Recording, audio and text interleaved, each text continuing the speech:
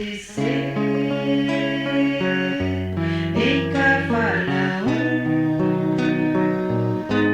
a casa de Pedro tão simples, casinha comum, se enchia de paz,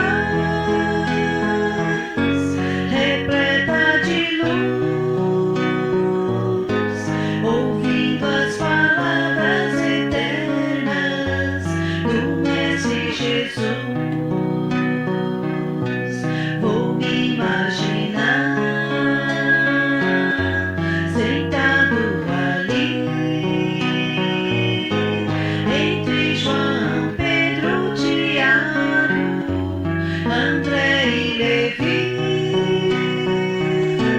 na beira do lago de Genezaré, lançando na alma pra sempre sementes de fé. E eu tão criança ainda naquele lugar, quem sabe Jesus me levasse para passear no quintal da casa de Pedro, à luz do luar, sentindo a brisa da noite, o perfume do mar.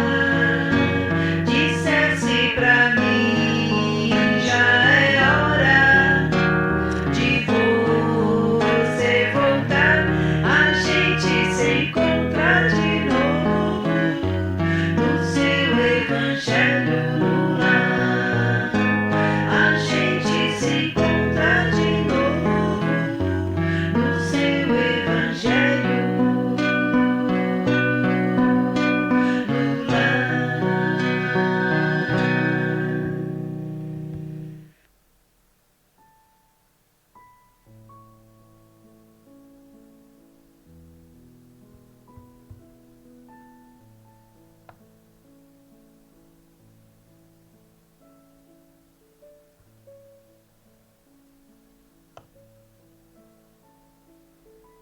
Olá, boa noite a você, meu irmão, a você, minha irmã.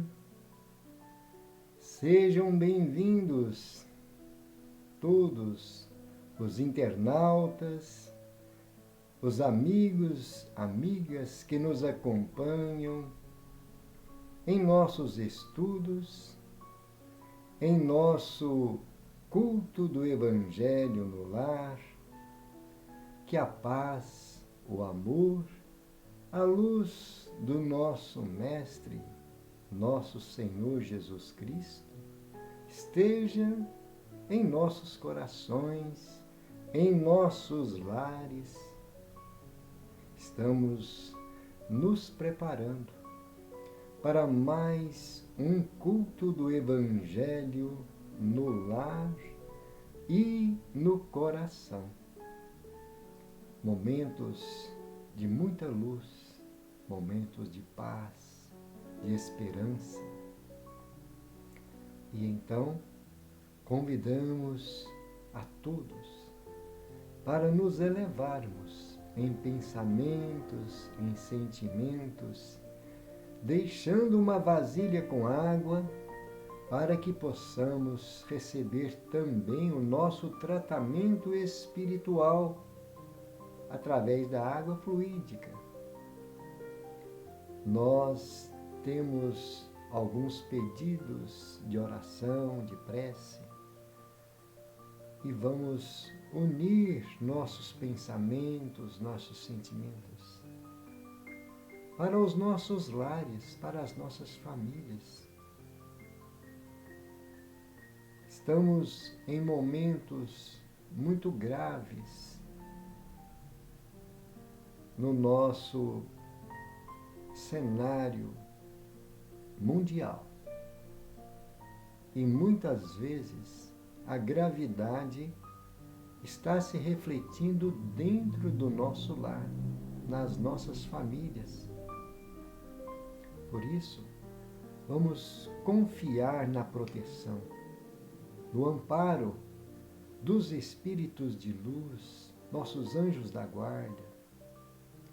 Os missionários da luz estão sempre trabalhando incansavelmente em favor de nós, para o nosso equilíbrio, para a nossa paz, para que nós tenhamos forças de vencer os desafios, as dificuldades, os obstáculos. Vamos então nos preparar mentalmente, elevando pensamentos, elevando sentimentos a Deus, a Jesus, e confiantes nesses espíritos que estão junto conosco, em nosso lar ou em nossa oficina de trabalho, em nosso escritório, ou mesmo na via pública, em algum momento onde nós possamos parar para juntos fazermos a nossa prece, a nossa oração, a nossa irradiação. Mentalizando a figura do Mestre,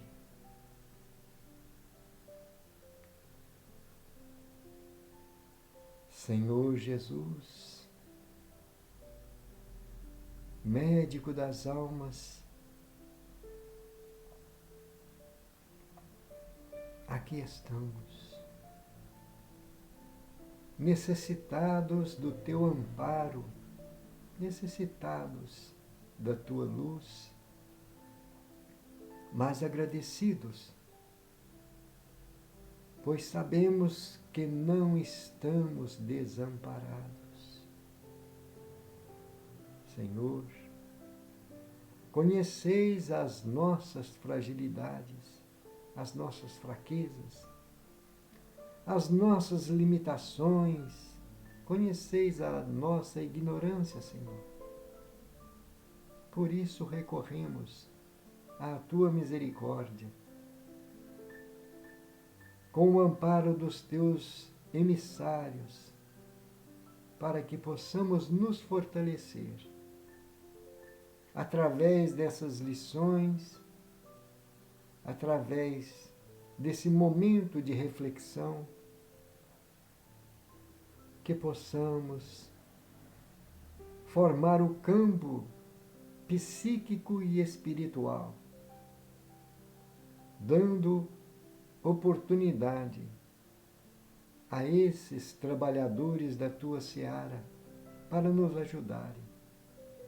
Mas te pedimos, abençoa-nos, Senhor, ilumina-nos, para que nós saibamos captar, assimilar toda essa ajuda, todo esse amparo que vem do alto.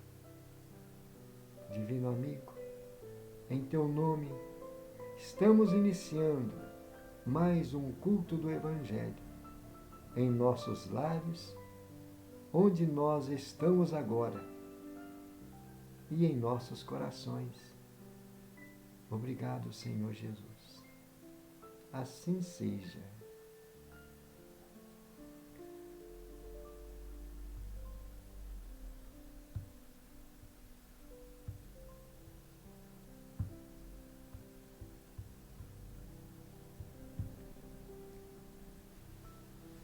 A lição de hoje, que está no Evangelho segundo o Espiritismo,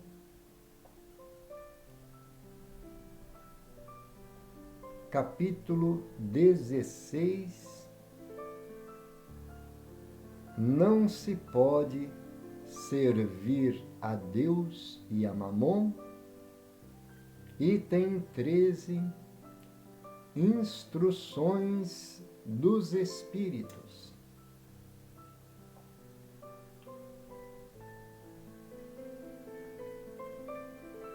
o homem, sendo o depositário, o gerente dos bens que Deus lhe colocou nas mãos, a ele será pedido uma severa prestação de contas do uso que tenha feito desses bens, em virtude do seu livre-arbítrio.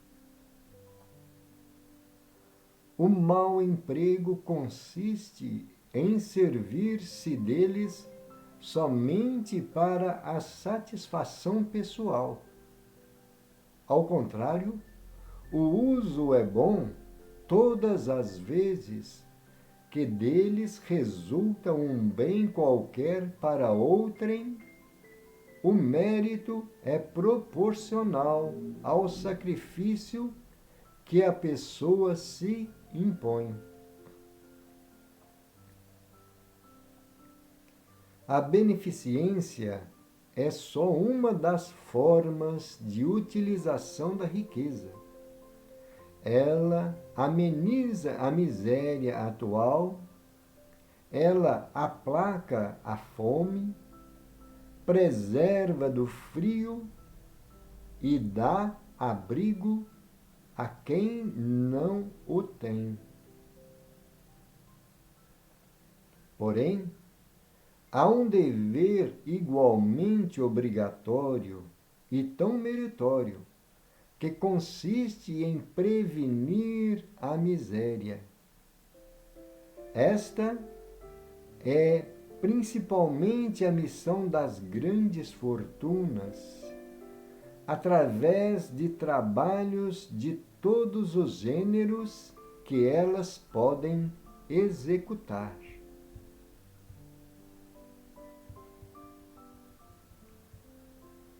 E mesmo que elas pudessem tirar daí um proveito legítimo, o bem não deixaria de existir, pois o trabalho desenvolve a inteligência e enaltece a dignidade do homem, que sempre se orgulha de poder dizer que ele ganhou ou adquiriu o pão que come, ao passo que a esmola humilha e degrada. A riqueza concentrada em uma só mão deve ser uma fonte de água viva que espalha a fecundidade e o bem-estar à sua volta. Ó vocês ricos, que a empregam segundo os desígnios do Senhor, o coração de vocês será o primeiro a se saciar nessa fonte benfazeja. Vocês terão já nessa vida as inefáveis alegrias da alma, em vez dos gozos materiais do egoísta, que deixam um vazio no coração. Seus nomes serão benditos na terra, e quando a deixarem, o soberano Mestre lhes endereçará a palavra como na parábola dos talentos. Ó bom e fiel servidor, desfrute da alegria do teu Senhor. Nesta parábola, o servo que enfiou na terra o dinheiro que lhe fora confiado não é a imagem dos avarentos, nas mãos dos quais a fortuna fica improdutiva? Entretanto, se Jesus fala especialmente de esmolas, é que naquele tempo e na região em que ele vivia, não se conheciam os trabalhos que as artes e a indústria criaram depois, e nas quais a riqueza pode ser aplicada utilmente para o bem geral. a todos os que podem doar, pouco ou muito, eu então direi: deem esmola quando isso for necessário, mas, tanto quanto possível, convertam-na em salário, a fim de que aquele que a receba não se envergonhe dela. Mensagem de Fénelon, na cidade de Argel, no ano de 1860.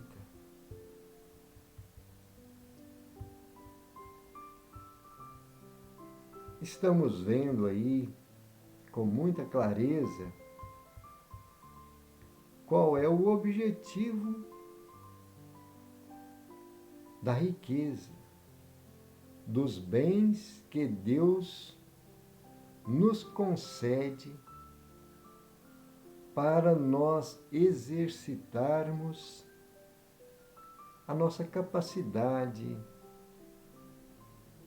de auxílio ao próximo e, ao mesmo tempo, a nossa capacidade de desenvolver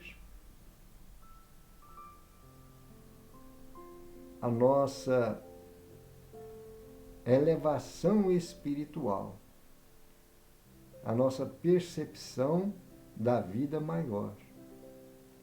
Porque tudo que nós estamos temporariamente possuindo aqui na Terra é um empréstimo que a providência divina nos coloca nas mãos como meio de nós exercitarmos a nossa inteligência. Primeiramente, nós buscamos o nosso bem-estar, a nossa sobrevivência, o cuidado com a nossa família. Mas como as riquezas, as fortunas, trazem uma quantidade que sobra com fartura para todas essas provisões, precisamos de ter o bom senso de que esses bens devem ser aplicados para favorecer a família humana. Aqueles irmãos que sobrevivem do próprio suor, do próprio trabalho. E vamos fazer uma observação que muitos estão na mendigância, mesmo desejando trabalhar, não conseguem emprego. Cada um tem o seu obstáculo,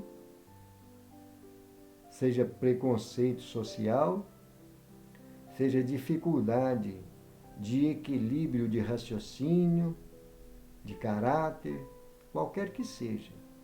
Mas muitos irmãos estão na mendigância. E então estamos vendo nesta mensagem a necessidade emergente que nós poderemos fazer auxiliando as pessoas que estão passando fome, necessidade, sem um teto, sem um agasalho.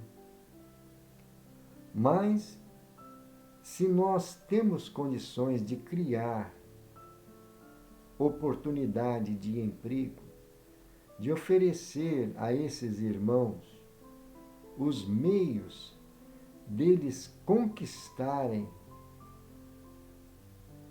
o seu alimento, o seu agasalho, o seu teto, é muito mais meritório ainda do que propriamente essa ajuda material urgente e imediata para saciar a fome e as necessidades desses irmãos carentes.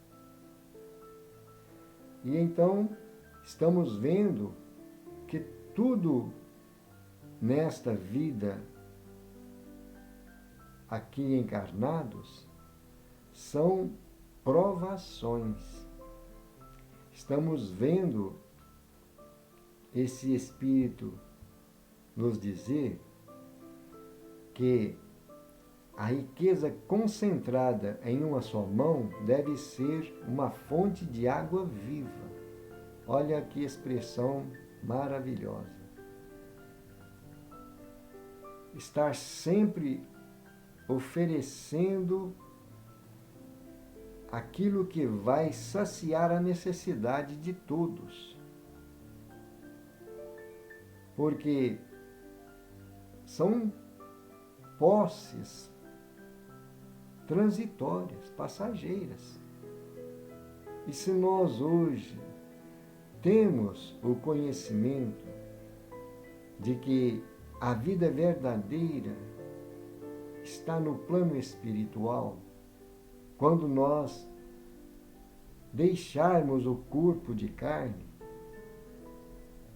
não será mais lógico para nós aplicar todos os recursos que temos para fazer com que a nossa vida futura nos traga mais alegria, mais felicidade? Olha o que ele está dizendo para nós aí. A vocês que empregam segundo os desígnios do Senhor. Por que segundo os desígnios do Senhor? Deus nos dá o livre-arbítrio, a liberdade de ação. E se eu tenho o que sobra, além para as minhas necessidades, o que me sobra, eu posso auxiliar aqueles que carecem do necessário, porque eles também são filhos de Deus. Essa é uma grande oportunidade que nós temos. E então estamos vendo aí esse bispo de Argel nos dizer: o coração de vocês será o primeiro a se saciar nessa fonte benfazeja. Olha aí, a alegria, a satisfação íntima que nós sentimos quando somos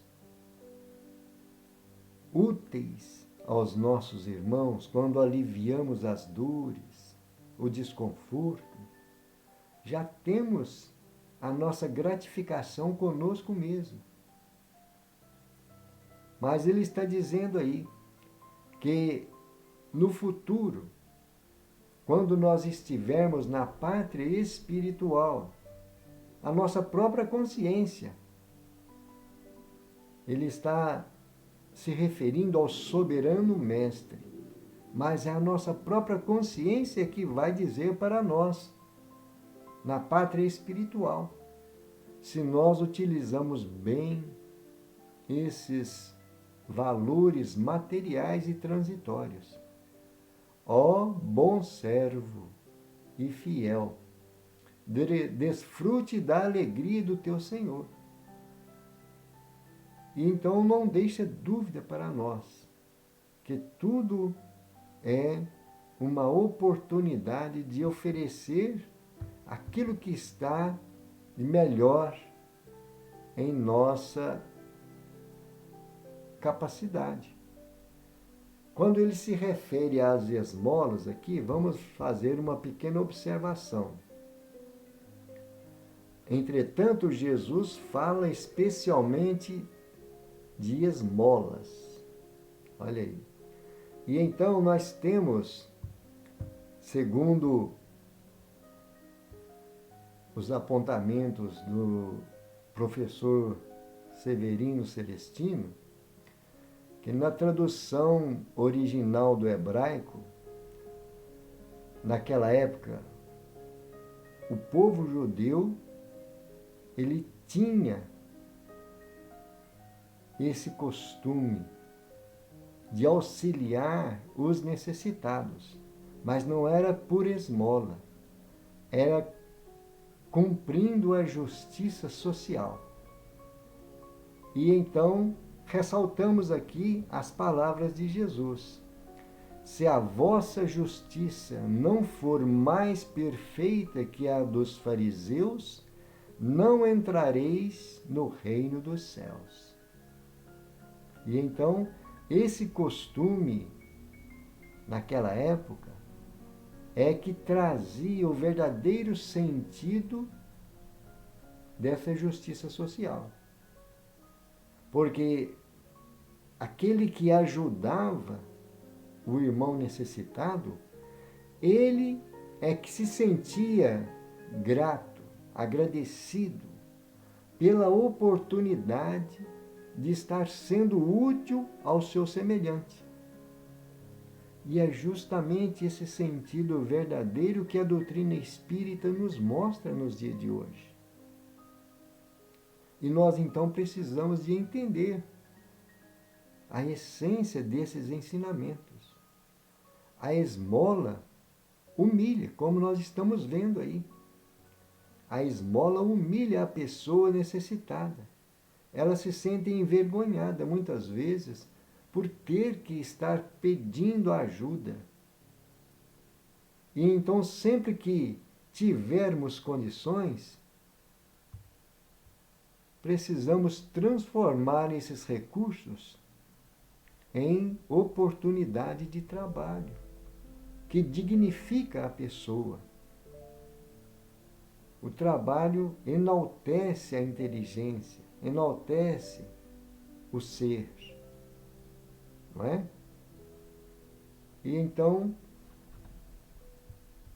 mudamos a visão daquela esmola, daquela ajuda que muitas vezes a gente se sente até constrangido em auxiliar a pessoa, porque ela realmente se sente minimizada diante da sociedade, né? Humilhada. E então, este sentido da beneficência, quando nós elevamos as pessoas ao invés de humilhar, elevamos a figura do próximo como irmãos, iguais a nós mesmos, porque todos nós somos filhos do mesmo Pai. Temos a mesma essência na nossa criação. E hoje talvez eu esteja numa condição melhor do que aquele que está implorando ajuda. Mas talvez no passado ou no futuro as posições possam estar invertidas. Então nós temos que parar para analisar o que Deus gostaria que eu fizesse com esses recursos que tenho ao meu alcance. Como ele está dizendo aí, pouco ou muito, não importa que seja poucos recursos. Se for uma abundância de recursos, se for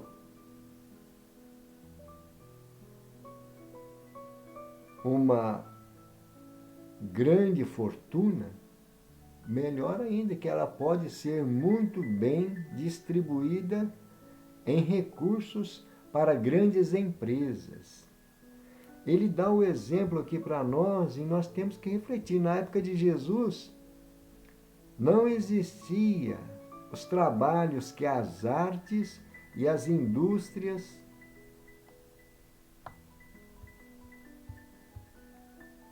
criam. Não é isso? Então nós temos que observar qual é a possibilidade de auxílio. qual é a verdadeira caridade? Não é? Será que é somente dar o que o irmão faminto,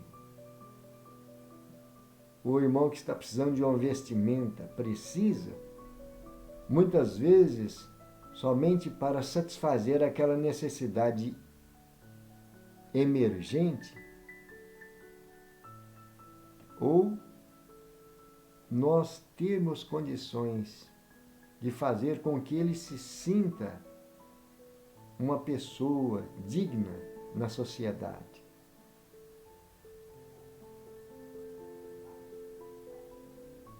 E então o sentido verdadeiro da beneficência, a verdadeira caridade, é nós nos colocarmos, termos a empatia de ver na outra pessoa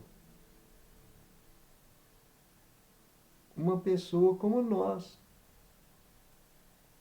Que se nós estivéssemos naquela condição, ficaríamos muito felizes de que as outras pessoas pudessem nos ajudar sem ter a pretensão de nos humilhar, né? E então precisamos de refletir e analisar. E se nós não temos a condição para satisfazer as necessidades básicas para essas pessoas que nos pedem, vamos dar atenção. Vamos dar um olhar fraterno, um gesto amigo. A pessoa se sente bem. A pessoa não se sente excluída da sociedade. Vamos lembrar aquela cena onde Pedro, na porta do templo, quando o indigente pede a ele uma ajuda.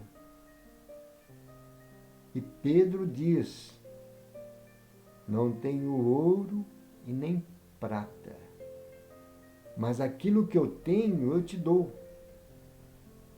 E dá um abraço naquele irmão tão necessitado. E ele, que era um doente, se curou com aquele abraço. Olha só que maravilha que nós temos de lições no Evangelho. E então, nós precisamos de aprender a ir na profundidade dos ensinamentos que Jesus nos deixou, especialmente nesse conteúdo que a doutrina espírita traz. E nós vamos ver na lição seguinte que a doutrina espírita tem tudo o que nós precisamos para criarmos um ambiente de felicidade, de paz, de harmonia, né?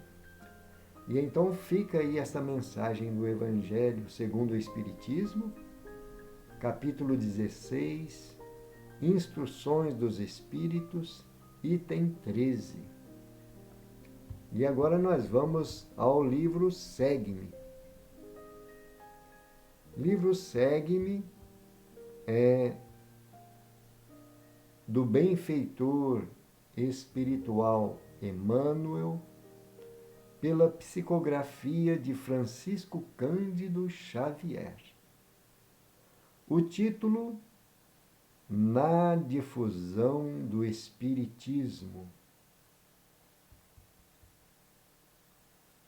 No Evangelho de João, as palavras de Jesus, capítulo 14, versículo 16. E eu rogarei ao Pai, e Ele vos dará outro Consolador, para que fique convosco para sempre. João, capítulo 14, versículo 16. Comenta Emmanuel: na condição daquele Consolador prometido por Jesus à humanidade, o Espiritismo, sem dúvida, atingirá todas as consciências. Entretanto, à frente das múltiplas interpretações que lhe imprimem nos mais variados núcleos humanos, de que modo esperar o cumprimento da promessa do Cristo? Neste sentido, recordemos os primórdios da codificação kardeciana.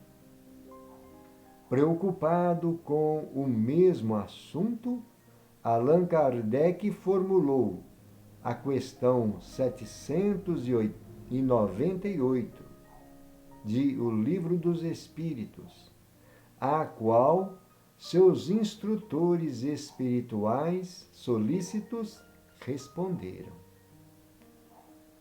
Eu vou fazer uma pequena observação, porque foi digitado errado. Não é 789, é 798, a questão do Livro dos Espíritos.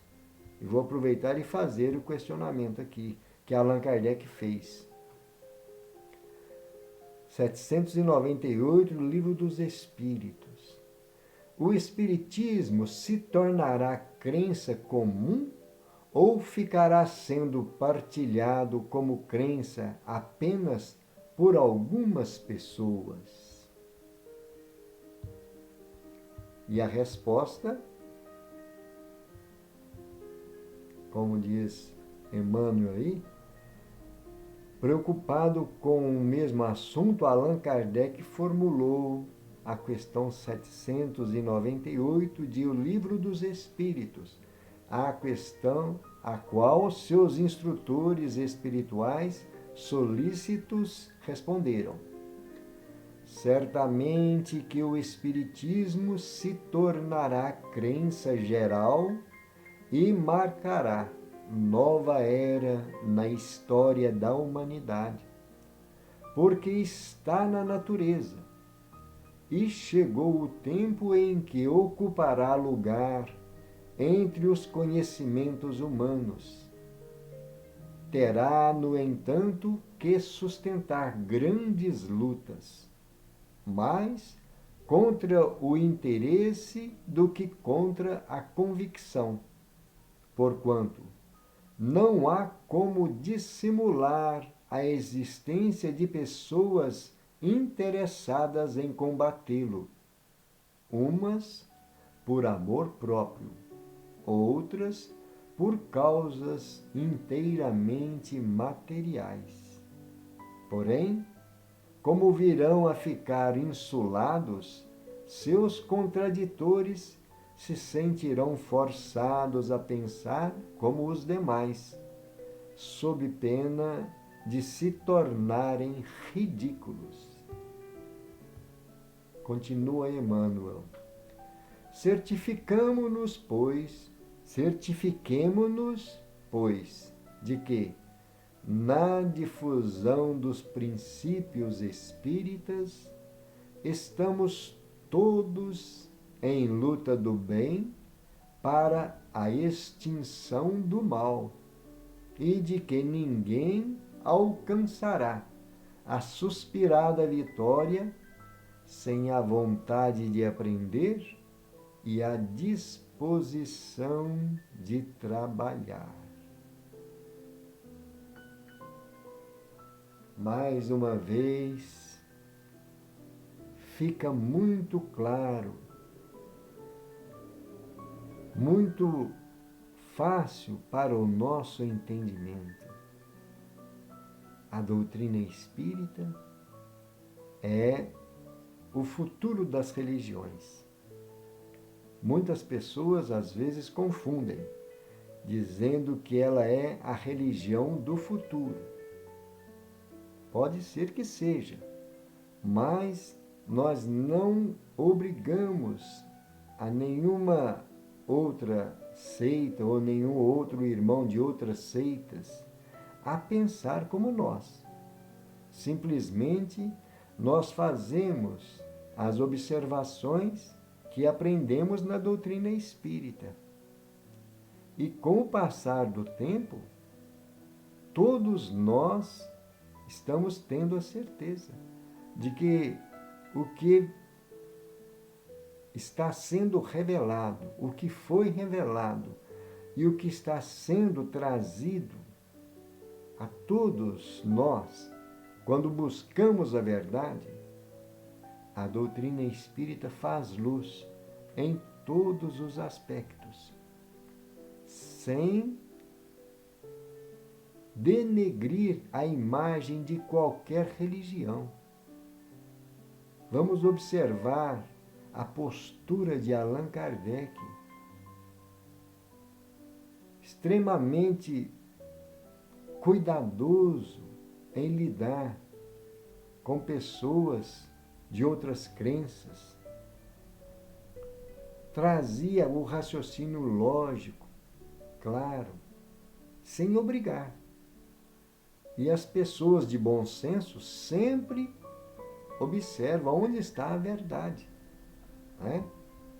E então estamos vendo aí na resposta do Livro dos Espíritos, porque a doutrina está na natureza. Quer dizer, esta doutrina, ela faz parte das leis divinas. Ninguém é capaz de desmentir o que está nas leis divinas. Não é? E a doutrina espírita é uma revelação desse Consolador prometido pelo Cristo.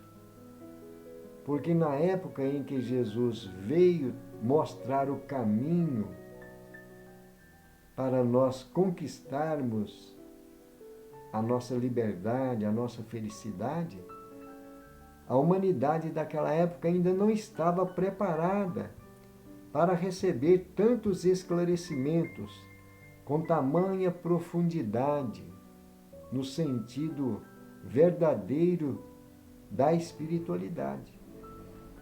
E depois que Allan Kardec trouxe para nós essas bases doutrinárias, esses princípios que estão enraizados no Evangelho de Jesus, aliás, esses princípios que estão nas bases das revelações anteriores, porque desde as revelações, da primeira revelação de Moisés, nós temos os estudos da doutrina espírita fazendo luz para um povo daquela época que não era tão esclarecido. A segunda revelação veio com a vinda de Jesus, trazendo para nós o sentimento maior através do seu testemunho de vida, do perdão incondicional.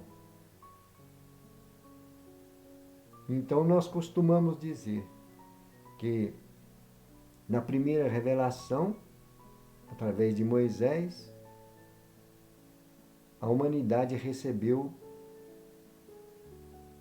a justiça sendo mostrada pelo poder das forças que dirigem a humanidade, os postulados que Jesus organizou para o aprimoramento do ser humano. E então, justiça. A segunda revelação chamamos de a revelação do amor, que Jesus veio dar o seu testemunho, a humildade, a mansidão, a confiança nos desígnios de Deus. Deu o seu testemunho, mostrou para a humanidade esse sentimento maior. E a terceira revelação, que vem através da doutrina espírita, a verdade. Conhecereis a verdade, e a verdade vos libertará. E então nós precisamos de analisar. Como Emmanuel está dizendo aí, nós que somos estudantes, nós que estamos procurando nos esclarecer em relação ao objetivo de estarmos aqui na Terra, encarnados, qual será o futuro depois que retornarmos à pátria espiritual? Individualmente, mas coletivamente, o que será do planeta Terra? Não é? E então, já estamos em transição, procurando transformar o expiação e prova em regeneração, de acordo com aquilo que a doutrina espírita tem nos mostrado. E então, Emmanuel nos faz essa observação. Certifiquemo-nos de que, na difusão dos princípios espíritas, se nós temos conhecimento espírita, se nós já temos esta certeza, esta fé inabalável, nós temos uma responsabilidade em nossas mãos. Não é? E então esses princípios devem ser colocados para que o bem possa trabalhar na extinção do mal. É o nosso objetivo. Nós trabalhando isso aí conosco mesmo, estaremos auxiliando a transformação da humanidade. A extinção do mal, o mal em qualquer aspecto em que ele se manifeste. Vamos começar a travar essa batalha no nosso mundo íntimo. Quantos pensamentos, quantos sentimentos menos felizes, quantos impulsos destrutivos nós, às vezes, deixamos passar pela nossa mente, pelo nosso sentimento. É esse mal que Emmanuel está se referindo. A luta do bem para a extinção do mal. Porque o mal que está fora de mim não me incomodará se o meu mundo íntimo estiver equilibrado, numa postura leal à minha consciência. E se eu começar a trabalhar por essa extinção do mal que eu trago comigo, o mundo lá fora vai começar a ganhar uma perspectiva diferente. Porque a ação do bem em qualquer lugar, ela contagia as pessoas. Vamos observar em todos os exemplos dos missionários do Cristo, dos cristãos da idade nascente, em todas as épocas em que vieram esse testemunho na extinção do mal, desses que foram e que são referência como missionários, apóstolos do Cristo. A ação que eles promoveram, a influência que eles tiveram na sociedade, fez com que se transformou o pensamento das pessoas que ainda não tinham se despertado para esta realidade espiritual. Não é? E então, Emmanuel está dizendo para nós aqui: ninguém alcançará a suspirada vitória sem a vontade de aprender e a disposição de trabalhar. Muito interessante isso aí. Se nós desejamos esta vitória, temos que fazer a nossa parte. Né? Temos que dar tudo que temos ao nosso alcance, porque virá o resultado. Né? E nós, muitas vezes, queremos que saia do nosso jeito, por causa do nosso personalismo. Mas se nós nos esforçarmos para entender as lições que nós estamos recebendo da doutrina espírita e do Evangelho de Jesus, as imperfeições vão sendo extirpadas gradativamente. Não é uma transformação repentina. E então, os emissários do Cristo vão encontrar um ambiente favorável junto de nós para nos auxiliar nessa batalha, nesse trabalho que deve ser perseverante, constante. Né? E então, fica aí esse alerta de Emmanuel para que nós saibamos aproveitar as oportunidades. Sempre bom nós refletirmos nesta misericórdia, nesse amor incondicional de Jesus e de Deus, nosso Pai. Né? Quando Jesus diz: eu rogarei ao Pai, e Ele vos dará outro Consolador. Jesus já sabia das nossas necessidades, para que fique convosco para sempre. Olha aí. Então, sempre nós teremos o amparo dessas falanges missionárias da seara de Jesus, mas nestas condições que Jesus traz para nós. Se me amardes, seguireis os meus mandamentos.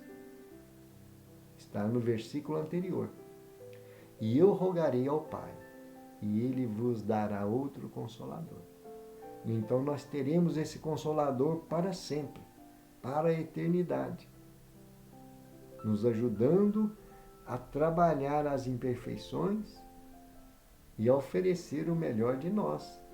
Como diz Emmanuel, nesse trabalho, nessa busca pelo aprimoramento espiritual e moral. E então, meus queridos irmãos, queridas irmãs, é um momento de muita esperança, muita confiança, porque não estamos sozinhos. Nossas famílias não estão desamparadas. Tantas dificuldades temos enfrentado, mas os recursos chegam de acordo com o nosso esforço, com a nossa boa vontade, com a nossa perseverança no bem. Aquele que perseverar até o fim será salvo, diz nosso Senhor Jesus no seu Evangelho. Tenhamos confiança. E agora nós vamos aos momentos de vibrações. Vibrar é pensar positivo.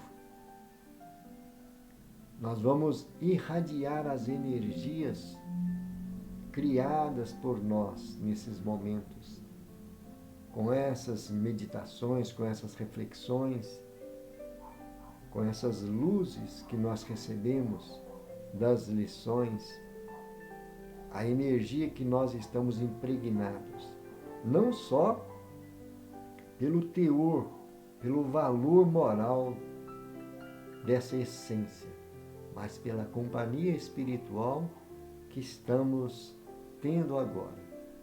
Todos nós.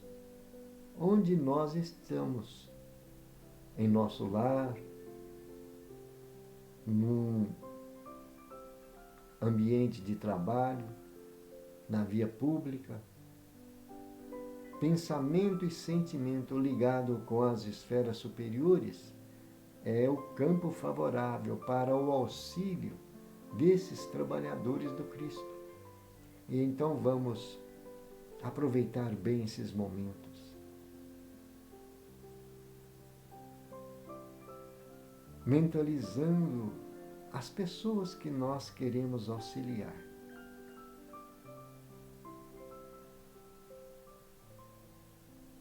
Estejam eles em hospitais, se for o caso, vamos mentalizar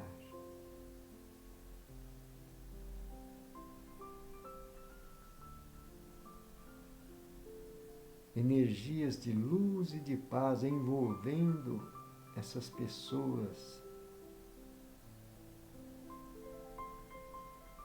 Se estiverem em seu próprio lar, seu leito de provações,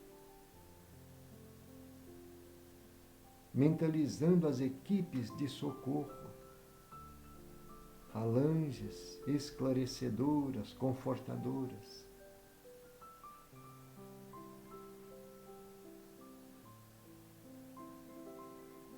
Vamos mentalizar também os irmãos em tratamento psiquiátrico, recuperando dos vícios na droga, no alcoolismo.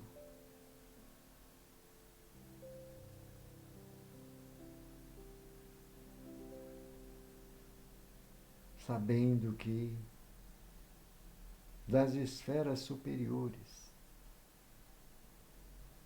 descem sobre todos nós as energias, os fluidos confortadores,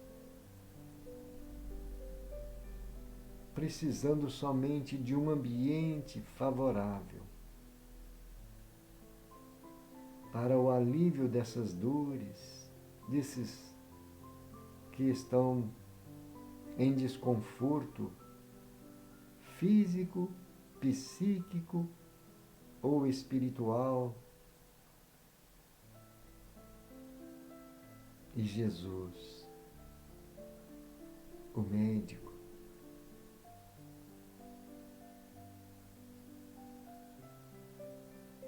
Senhor Jesus,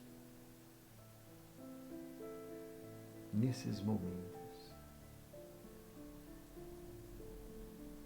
que essas energias possam ser direcionadas com a tua bênção, com o teu amparo, a esses irmãos necessitados,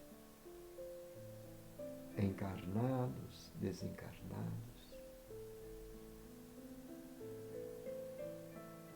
Que essas falanges possam trabalhar manipulando os fluidos, o remédio espiritual, o magnetismo curador, transformador, por esses que estão carentes. Sob o teu amparo, Senhor, sob a tua luz.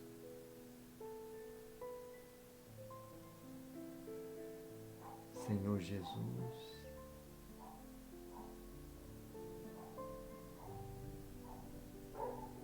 as casas de repouso, asilos,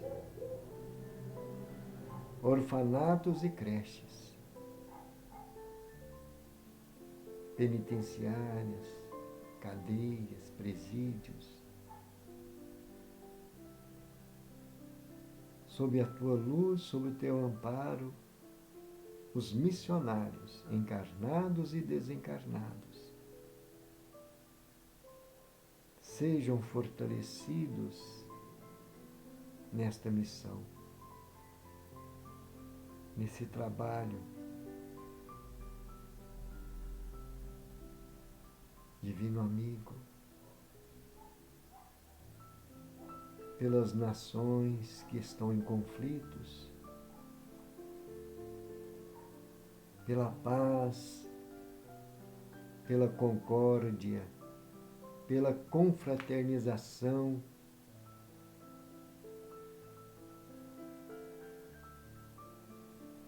por estes teus representantes na divulgação dos valores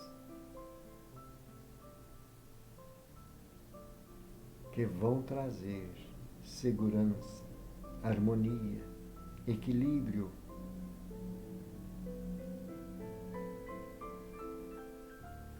Ilumina, Senhor,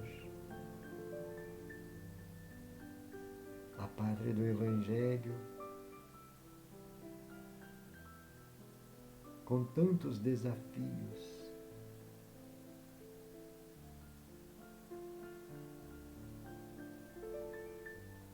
Que estes missionários tenham forças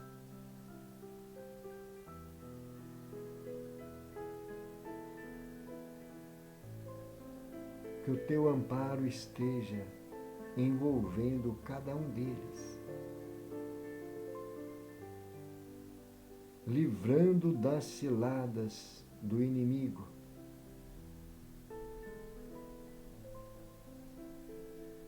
Protege, Senhor, para que a nossa confiança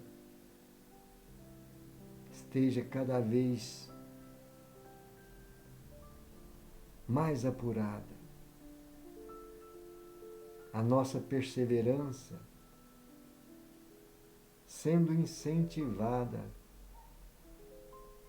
porque temos a referência dos teus emissários aqui junto de nós, encarnados, mostrando, dando o seu testemunho de sacrifício pelo bem,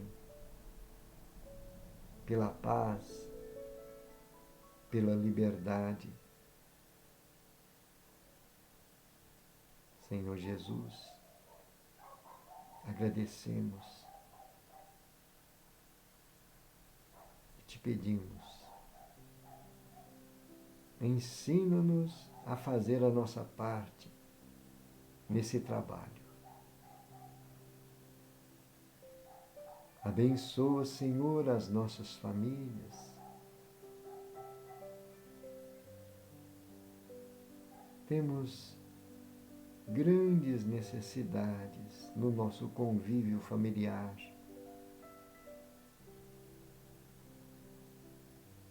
Muitas vezes, falta de diálogo, de entendimento.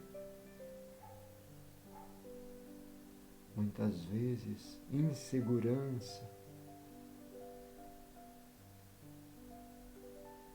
Permita, Senhor, que os bons espíritos possam envolver nossos lares, nossas famílias, e nos ajudar a superar tantos desafios,